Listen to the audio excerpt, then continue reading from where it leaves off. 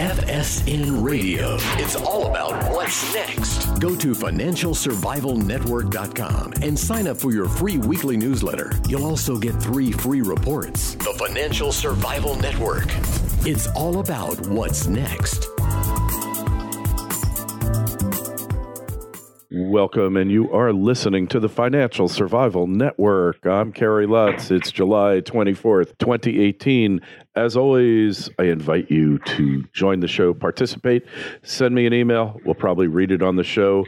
The email address is kl@kerrylutz.com. So next, Fangs surge. Market going higher. What about Netflix? Kind of bombed out on us on lower subscriber numbers and therefore lower future prospects. Well, Eddie Ghabour is with us now. Eddie, welcome back to the show. Thank you for having me. Hey, so first, let's talk about the bomb, Netflix. It sounds like Hollywood gets hit yet again. Yeah, I mean, Netflix, obviously, the thing I think investors have to remember is Netflix has probably been one of the hottest stocks to own this year. And there was a hiccup in their subscription. And so there's a little bit of a sell-off. But frankly, relatively speaking, year to date, the stock is still up quite a bit. And I think the Fangs stocks are going to continue. You know, if it wasn't for the Fangs stocks this year, the market would probably be down year to date because they have accounted for about 75% of the gains in the S&P 500. So they have played a big role in us being in positive territory this year. And I think you could see the likes of like a Google start to lead in that Fang area because they're just not as highly valued as the other companies. Yeah. And really, what does Netflix possess other than a brand right now?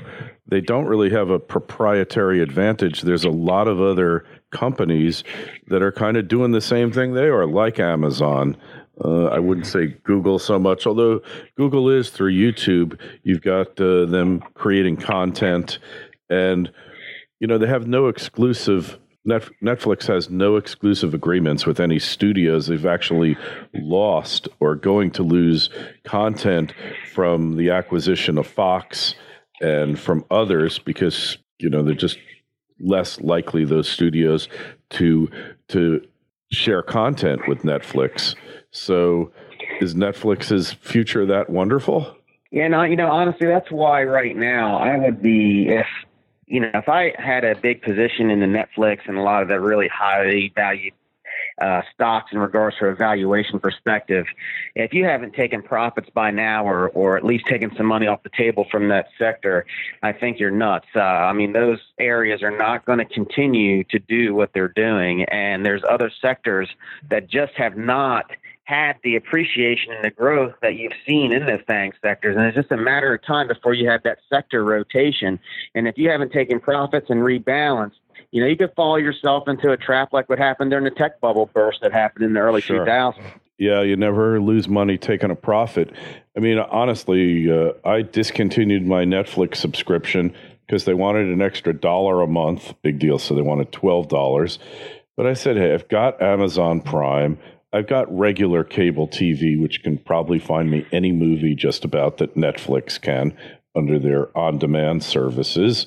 And I've got a couple of other services lurking around, plus YouTube. So, you know, it just seems like a lot of competition. Yes, House of Cards, great show, but now they kind of lost that franchise with the demise of Kevin Spacey. They're just not doing anything that anybody else can't do. I mean, everybody and their uncle, Eddie, is getting into streaming movies over the internet. Yeah, you're right. I mean, it's not like they are the only game in town. And as that competition continues to grow and that space continues to grow, there will be a point where, you know, Netflix can no longer just say, hey, we're just going to go ahead and raise profits to help our subscriber base increase our revenue, because there will be a certain price point where people like yourself that discontinued it will do that because there are other avenues that you can go to get the same or similar service that they have. And I think that space is only going to continue to become more and more competitive, which means that you're going to see a compression in profit margin. Hey, you know, look, I cut them off half hoping they were going to approach me with a better deal, but they never did. When I went to cut off my Wall Street Journal online subscription, they were charging me $32 a month. And they kept saying, well, if we do it for 27, will that work? And I said, no. Finally, we got down to $15. I felt like I could have knocked them down even more. I said, for $15 a month, it's probably worth having WSJ online. They don't even have a customer retention plan other than sending you emails that we want you back. And, I'm saying this to illustrate a point that these FANG stocks, you have to beware of them because some of them really don't have a lot of substance behind them. That's a very valid point, and that's why I say when you see companies like a Netflix and you say, okay, what makes them so different? And you see other companies that have a lot of similarities, yet Netflix seemingly just gone through the roof from a stock perspective, and it doesn't make sense as to why it's gone so high, should be a sign for you as an investor that, hey, now I definitely should probably not be greedy and take that money off the table because it just doesn't make sense as to why their stock is up so high and others in the same area are not. So obviously we could be at a point where leadership is, if the market keeps going higher, probably leadership is going to change hands. Maybe the FANG stocks will be stable, but they might not be leading the market any further. What sector do you see taking over the baton from the FANGs, if indeed that's true? One of my favorite areas right now is one that just has not been rewarded in the market, but going into 2018, and I continue to feel as though this thesis will play out, is I like the financials. I like the banks. I think we're heading into an economic cycle in which you're going to see continued economic growth and you're going to see rising interest rates. And when you look, the banks are probably one of the worst sectors that you could have owned so far this year. So I'm a contrarian when it comes to investing. And when I take a look at the overall macroeconomics, and we're heading into a rising interest rate market environment, this current administration has deregulated that entire sector. You've got the corporate tax cuts, and yet the banks have not been rewarded for their earnings reports. Their earnings have been very strong, and they're very well capitalized. So I continue to believe that the banks eventually are going to take the leadership role in the market. And as the 10-year note rises and the Fed continues to raise rates, I think that potentially could be a sector that takes the leadership role. So sell FANGs, buy financials. And you make a good point because when rates are going up, that's when the financial sector really cashes in because they can't help but increase their margin as the rates do go up. And of course, rising rates shows higher demand for loans. But will the demand come from the business sector, or is it just going to be increased consumer spending, which really doesn't do the economy much good overall over the long haul? Well, I think in a perfect world, we're not in a perfect world, we know that. But right now, I think you're seeing strong corporate demand and you're seeing strong consumer demand. And so that helps the entire financial sector. We know the corporate side is going to be able to bring more power to the markets.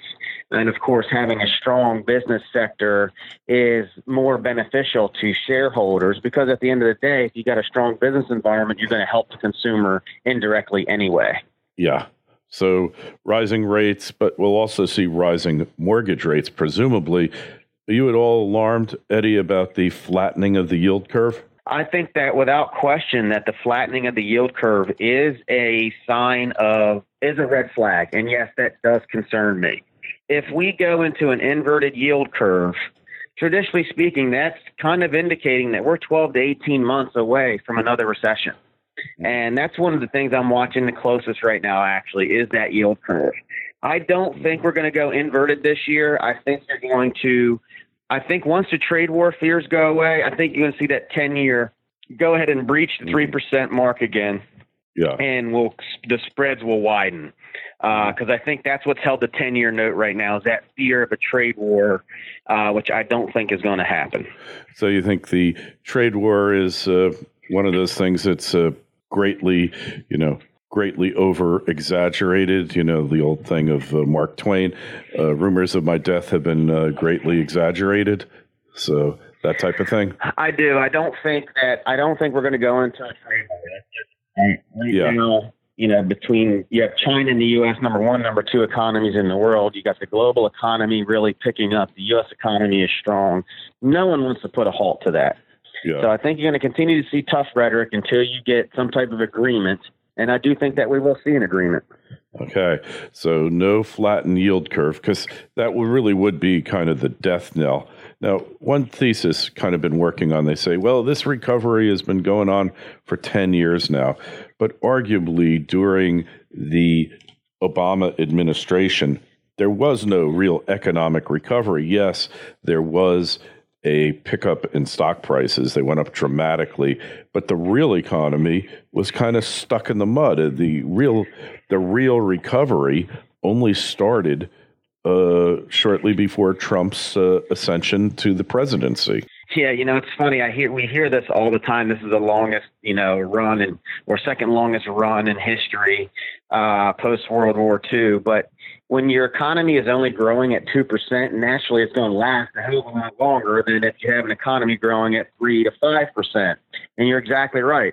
That's why this so-called recovery has been so long, is because we have not really had any type of growth worth even talking about economically. I mean, for the U.S. to be growing at 2% and sub 2% is just, that's not growth in my book. And so that's why it seems so long. But you're right. The stocks were rewarded, but economically we were not. I mean, we are just now at full employment. We're just now slightly starting to see wage growth. We haven't seen this type of environment in over 10 years. Yeah. Isn't it interesting? So the Great Recovery was really greatly exaggerated for 8 years. It never really came, other than in asset prices, financial stocks and financial prices. But otherwise, there was no real recovery in terms of output. And when you take into account all the debt that was incurred just to keep it there, arguably the economy was going backwards during that time. Now, for the first time, we're going forward, and everybody says, well, it isn't going to last. Remember, election night, the market went down 800 points for a while and then reversed itself, and everybody said Trump was death for the economy. So maybe this is just yet another instance of the so-called experts not knowing what the heck they're talking about. Well, they've just proven to be wrong. I mean, I have been debating people for the last 3 years now nationally in regards to, we're going into another collapse of 2008, and there's no supporting substance behind that. Mm-hmm. Right now, when you look at the economy and how things are going, everything from consumer sentiment to business investing to wages to employment, if you find something wrong with this economy, then I think that you need to kind of go back to school and educate yourself. And I don't mean to sound so harsh, but the fact of the matter is, it's been a long time since we have seen the type of economy that we are witnessing right now. And it's been long overdue. And at the end of the day, it's good for everybody. Yes, that is for certain, Eddie. So when we have this conversation next year, same time, what do you think we're going to see? So I think you're going to see where we have now starting to grow at a 4% GDP. I think you're going to see interest rates higher. I would probably venture, if I had to put a guess on the 10-year, I'd say the 10-year floor would probably be around 3.25%. And I think you'll see the banks as a leader or one of the leaders from a market standpoint. Now, if we do go into a trade war and if the yield curve gets inverted, then I believe at that point in time, investors need to be worried and start going into more fixed income assets. I just don't think that will happen. But if that does, that's what they were going to have to do. Yeah, I guess we'll find out at some point. So in any event, hey, want to find out more about you, connect with you on the web. Where do we go, Eddie? KeyAdvisorsGroupLLC.com. All right, KeyAdvisorsGroupLLC.com. Find it there. You'll find the link in the show notes to this interview. Again, join the fun, join the dialogue. Email me at kl@kerrylutz.com, Twitter feed @KerryLutz, Facebook page, Financial Survival Network. Eddie, thanks for coming on. Thank you for having me.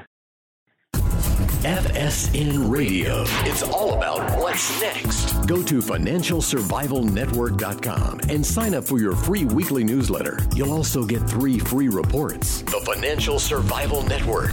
It's all about what's next.